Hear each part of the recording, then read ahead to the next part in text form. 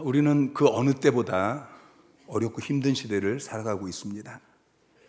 우리 주변의 사람들을 둘러보면 다들 아둘람굴에 모인 사람들처럼 환난당한 모든 자, 빚진 모든 자, 마음이 원통한 자들입니다. 다들 어렵고 힘들고 외롭습니다. 인생을 살아가면서 다들 상처가 많이 있습니다. 이 마음에 상처 입은 곳을 붕대로 감아주는 것이 위로인데 위로가 필요합니다. 인터넷 서점 사이트에서 위로라는 단어로 검색을 했더니 1000권이 넘는 책들이 검색이 되었습니다. 위로를 주제로 하는 책들이 차고 넘치고 있습니다. 그 중에 위로가 필요한 시대라는 책이 제 눈에 띄었습니다. 물론 읽지는 않았지만 그러나 그 책의 제목이 무척이나 공감이 되었습니다. 지금 우리가 사는 이 시대는 위로가 필요한 시대인 것입니다. 여러분에게도 위로가 필요하십니까? 지난 한 주간의 삶 가운데 위로가 절실하게 필요하셨습니까? 오늘 예배 가운데 우리 하나님 아버지의 놀라우신 그 위로하심이 여러분의 상한 심령 가운데 부어지기를 주님 이름으로 축원합니다. 바울도 위로가 필요한 사람이었습니다. 8절 9절에 자기 자신이 당한 말할 수 없는 고난을 기록하고 있습니다. 그런데 고린도 교회에 보낸 그 편지의 시작이 찬송하리로다입니다. 오늘 우리가 읽은 3절 말씀을 보면 찬송하리로다. 그는 우리 주 예수 그리스도의 하나님이시요 자비의 아버지이시요 모든 위로의 하나님이시며 1절과 2절은 편지의 앞부분이 인사말입니다. 인사말을 마치고 본론을 시작하면서 3절에 찬송하리로다 외치고 있습니다. 여러분, 우리가 말할 수 없는 고난을 겪으면서 그 속에서 어떻게 찬송하는 삶을 살 수 있습니까? 우리를 위로해 주시는 분이 계시기 때문이죠. 여러분, 세상은 그 어느 곳에도 참된 위로가 없습니다. 그러나 우리 하나님 아버지는 위로의 하나님이십니다. 그것도 모든 위로의 하나님이라고 말씀하고 있습니다. 오늘 본문에 보면은 위로라는 단어가 5번이나 나옵니다. 6절, 7절까지 합하면 무려 10번이나 위로라는 단어가 나옵니다. 하나님은 고난 중에 있는 자들을 위로하십니다. 가난한 자들을 위로하십니다. 질병 가운데 고통으로 신음하는 그 신음 소리를 들으시고 위로하십니다. 무거운 짐을 지고 끙끙거리는 그 사람을 위로하십니다. 절망 가운데 있는 자들을, 실패 가운데 있는 자들을, 눌려있고 갇혀있는 자들을 주님께서는 반드시 위로해 주십니다. 위로가 필요하십니까?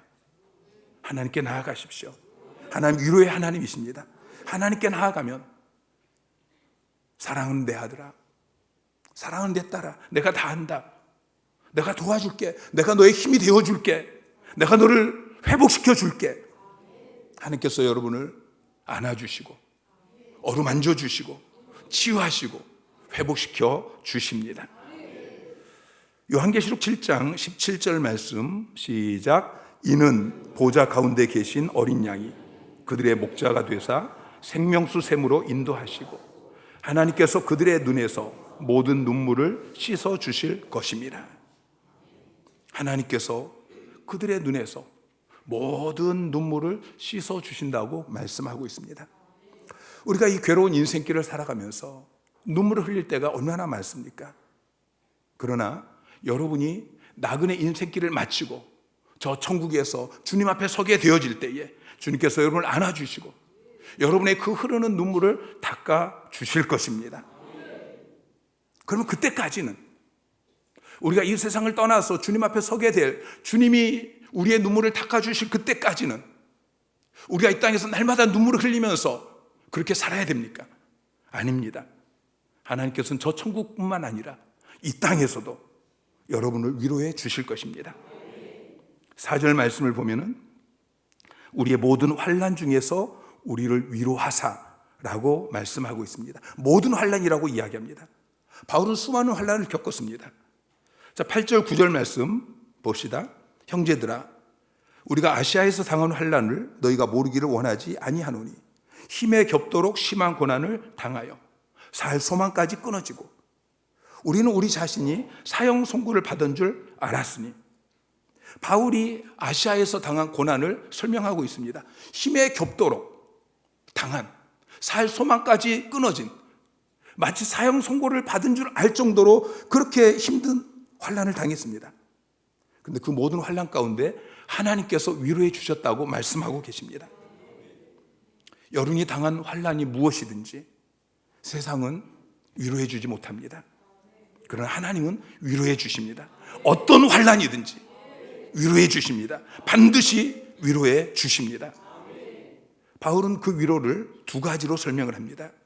4절에 위로하사라고 번역되어진 이 단어는 문법적으로 볼 때 현재 분사형인데, 이것은 위로하심이 중단되지 않고 계속 된다는 것입니다. 여러분, 우리의 인생은 고해입니다. 환난이 그치지 않습니다. 그런데 하나님은 그때마다 그 모든 환난 가운데서 중단 없이 여러분을 위로해 주십니다. 그리고 또 5절을 보면은 하나님의 위로가 넘친다고 말씀하고 있죠. 5절 말씀 시작. 그리스도의 고난이 우리에게 넘친 것 같이 우리가 받는 위로도 그리스도로 말미암아 넘치는도다. 넘친다고 이야기하고 우리가 받는 위로도 넘치는도다. 하나님께는 모든 것이 풍성합니다. 은혜가 풍성합니다.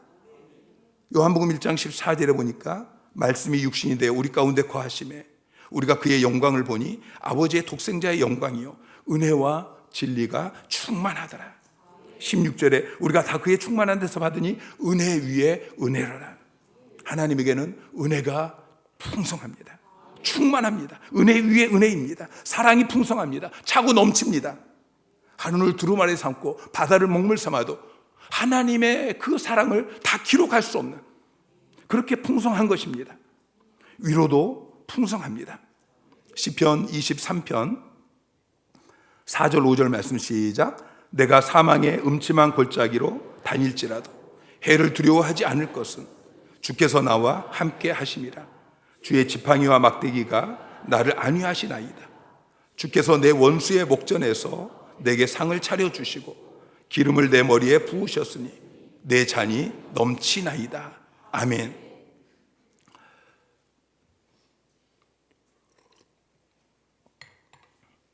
다윗은 사망의 음침한 골짜기를 다닐지라도 두려워하지 않는다고 고백합니다. 왜냐하면 주께서 나를 안위하시기 때문에. 안위라는 단어를 우리가 잘 사용하지 않는 단어인데요, 나함이라는 히브리어 단어를 번역했는데 이 나함이라는 단어의 의미는 위로하다입니다. 위로하다.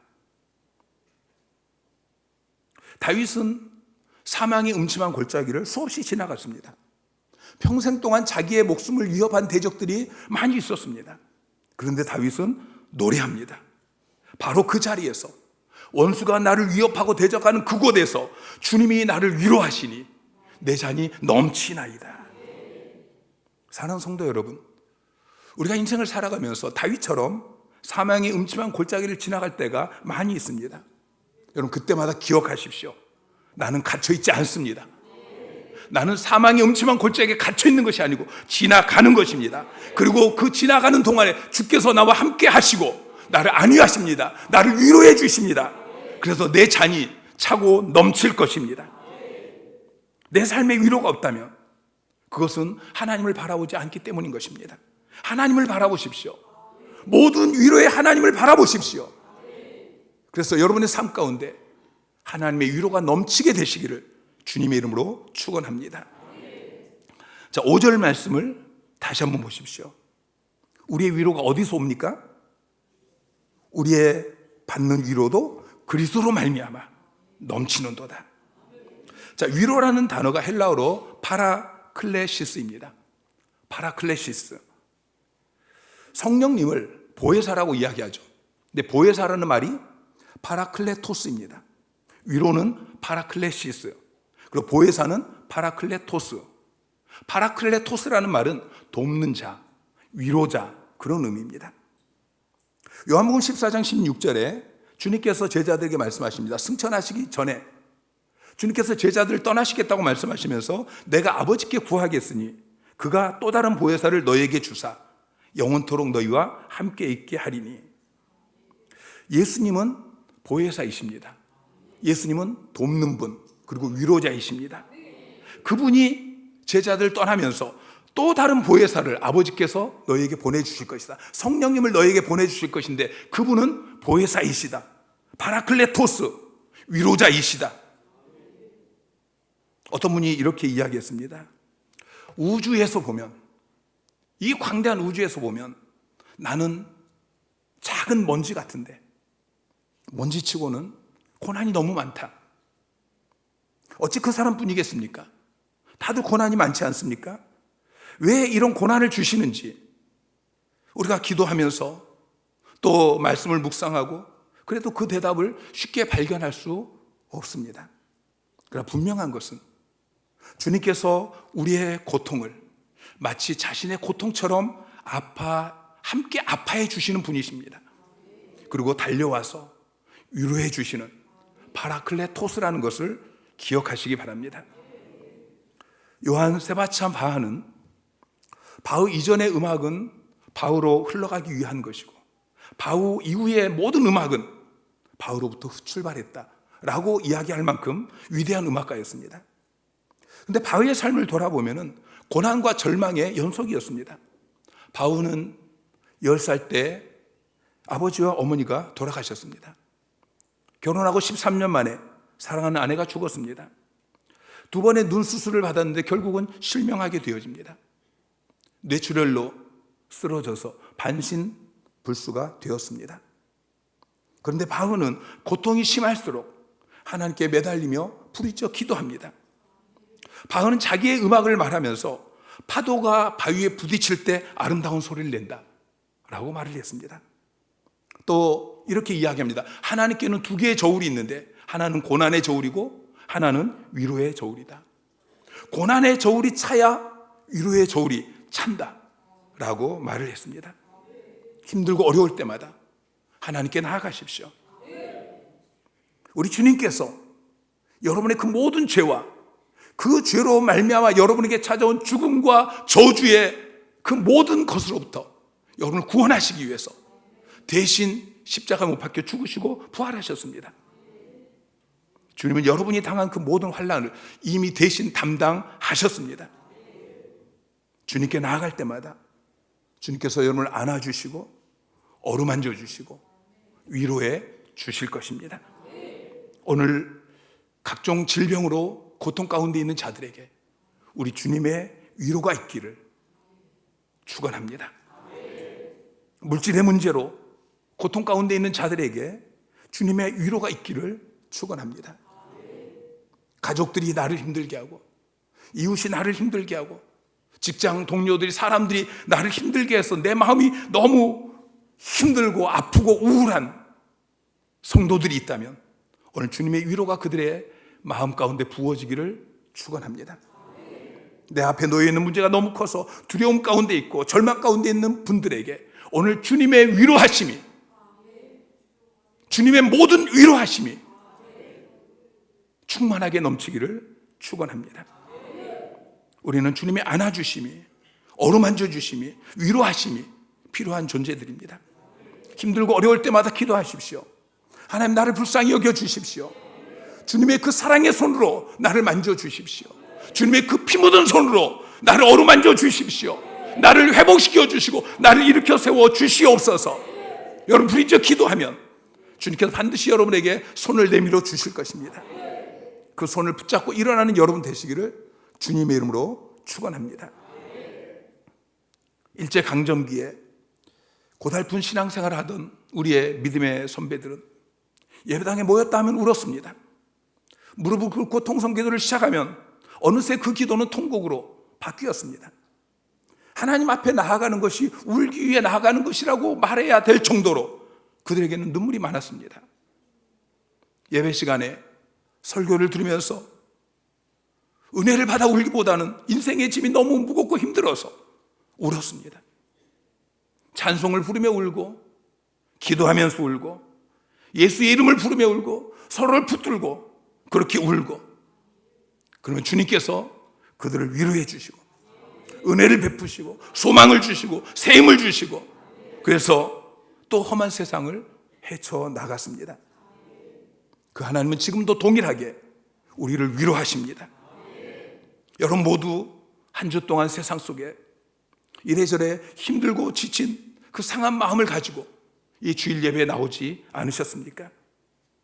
근데 찬양 가운데 주님이 내 마음을 만져주시니까, 말씀 가운데 주님이 내 상한 마음을 만져주시니까, 위로하시니까 눈물을 뚝뚝 흘리면서 치유되어지고 회복되어지고, 그래서 또다시 힘을 얻고 가정을 향해서, 일터를 향해서, 사역의 현장을 향해서 달려가게 되는 것입니다. 사랑하는 성도 여러분, 매주 드리는 이 주일날 축제 예배가 하나님께서 나를 안아주시고 어루만져 주시는 예배가 되기를 주님의 이름으로 축원합니다. 마음을 쏟아 부어 부르는 그 찬양 가운데, 선포되는 말씀에 아멘 아멘 하며 받아들이는 그 가운데 하나님께서 나를 만져주시고 나를 안아주시고 나를 일으켜 세워주시는 놀라운 은혜가 임하기를 주님의 이름으로 축원합니다. 새벽 미명에 홀로 주님 앞에 기도할 때, 금요 기도에 함께 부르짖어 기도할 때 주님께서 여러분의 낙심한 마음을 만지시고 위로하시고 일으켜 세워주셔서 다시 여러분이 남편 앞에 설 수 있고, 아내 앞에 설 수 있고, 자녀들 앞에 설 수 있고, 다시 원수 같은 그 사람 앞에 설 수 있는 그 놀라운 역사가 일어나게 되기를 아버지와 아들과 성령의 이름으로 축원합니다. 그리고 거기서 멈추지 마십시오. 나만 위로받고 나만 회복되고 나만 일어서고 거기서 끝나서는 안 되는 것입니다.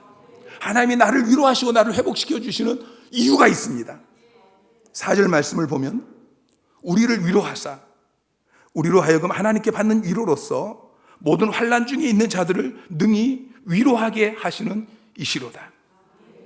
자, 하나님은 먼저 환난 가운데 있는 저와 여러분을 위로하십니다.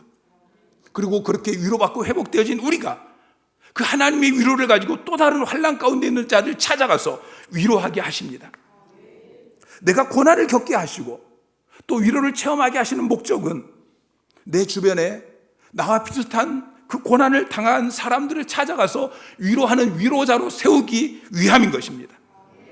6절에서 동일하게 이야기하고 있죠. 자, 시작. 우리가 환난 당하는 것도 너희가 위로와 구원을 받게 하려는 것이요, 우리가 위로를 받는 것도 너희가 위로를 받게 하려는 것이니 이 위로가 너희 속에 역사하여 우리가 받는 것 같은 고난을 너희도 견디게 하느니라. 아멘. 동병상련이라는 말이 있습니다. 아파본 사람만이 아픈 환자를 위로할 수 있는 것입니다. 실패해본 사람만이 실패한 사람을 위로할 수 있는 것이죠. 옛날 영국의 빅토리아 여왕이 신하의 아내가 유산을 했는데 그 여인이 삶의 의욕을 상실하고 죽고 싶어 한다는 말을 듣고서 찾아갑니다. 여왕이 그 신하의 아내를 찾아가고 그리고 그 여인이 회복이 되었습니다. 그래서 사람들이 그 여인에게 묻습니다. 도대체 여왕이 와서 너에게 무슨 이야기를 해줬냐? 그 여인이 이야기합니다. 여왕이 제 손을 잡고 한마디 말씀하셨습니다. 당신의 마음이 어떤지 내가 알아요.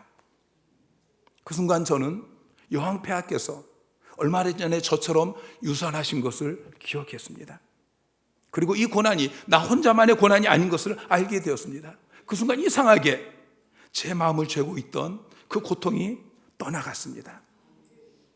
빅토리아 여왕은 자기가 당한 고난, 유산이라는 그 말할 수 없는 자기가 당한 그 고난을 가지고 다른 사람을 위로한 것이죠. 저의 삶에도 많은 고난이 있었습니다.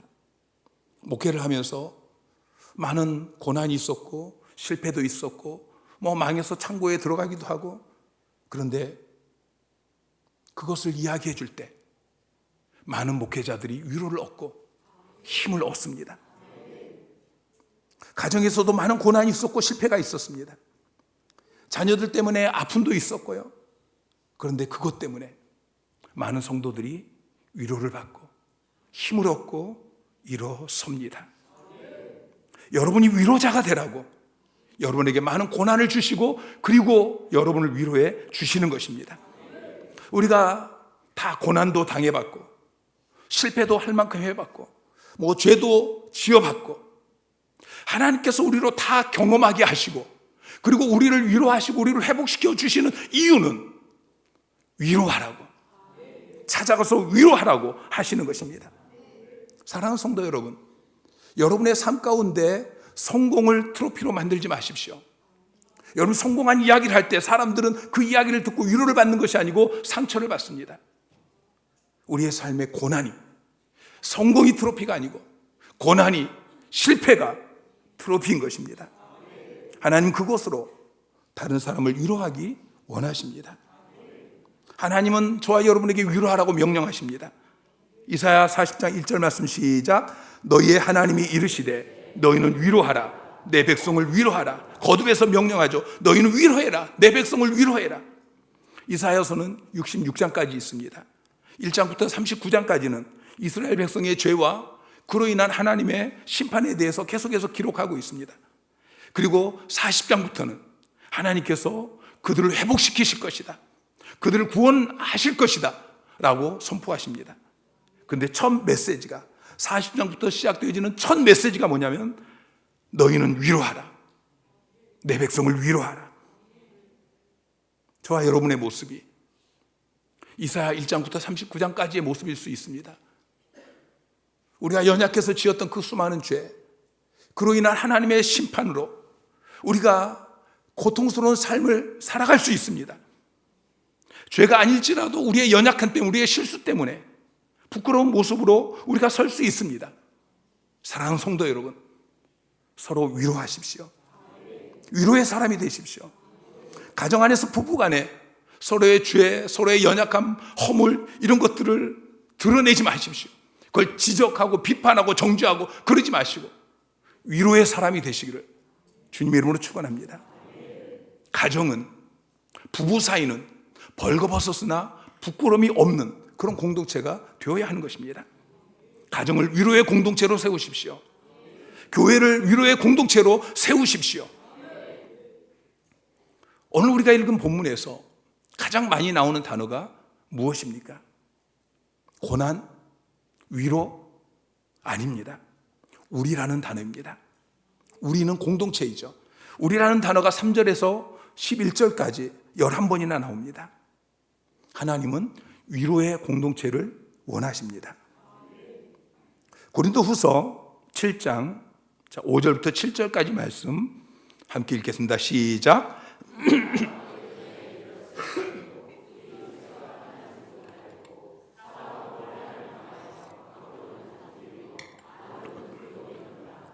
그러나 낙심한 자를 위로하시는 하나님이 디도가 옴으로 우리를 위로하셨으니 그가 온 것뿐 아니요 오직 그가 너희에게서 받은 그 위로로 위로하고. 아멘. 자, 낙심한 자를 위로하시는 하나님, 하나님은 위로의 하나님이십니다. 그 하나님이 먼저 고린도 교회를 위로했습니다. 그랬더니 고린도 교회 성도들이 위로받고 회복되어져서 그 다음에는 디도를, 그가 너희에게서, 그는 디도입니다. 디도를 위로합니다. 그리고 디도는 그 위로를 가지고 또 바울의 선교팀을 위로합니다. 하나님께서 고린도 교회를 위로하시고 고린도 교회는 디도를 위로하고 디도는 바울의 선교팀을 위로하고, 여러분 위로가 위로를 낳습니다. 그래서 데살로니가 전서 4장 18절에 보면은 그러므로 이러한 말로 서로 위로하라, 서로 위로하라고 권면하고 있습니다. 우리는 이러한 위로의 공동체를 세워야 할 것입니다. 사도행전 4장 36절에 보면은 요셉에 대해서 이야기하고 있습니다. 구브로에서 난 레위족 사람이 있으니 이름은 요셉이라. 사도들이 일컬어 바나바라. 번역하면 위로의 아들이라 하니. 자, 요셉은 교회 안에서 위로하는 일을 잘했습니다. 그래서 별명이 생겼습니다. 교회 성도들이 요셉이라고 부르지 않고 바나바, 위로의 아들, 그렇게 부르기 시작했습니다. 여러분, 여러분의 별명은 무엇입니까? 사람들이 고난을 힘들어하는 이유는 하나님께서 고난을 주실 때에 설명서를 함께 주시지 않기 때문입니다. 고난은 갑자기 찾아옵니다. 그런데 그 고난에 대한 설명서는 아주 천천히 하나님이 주십니다. 고난을 먼저 주시고 설명서는 나중에 주십니다. 고난은 비행기를 타고 오는데 설명서는 배를 타고 오는 것입니다. 하나님께서 그렇게 하시는 이유는 고난을 주신 목적을 이루시기 위함입니다. 고난의 목적이 이루어지기 위해서는 그 고난을 통해서 충분히 아프고 충분히 힘들어야 하는 것입니다.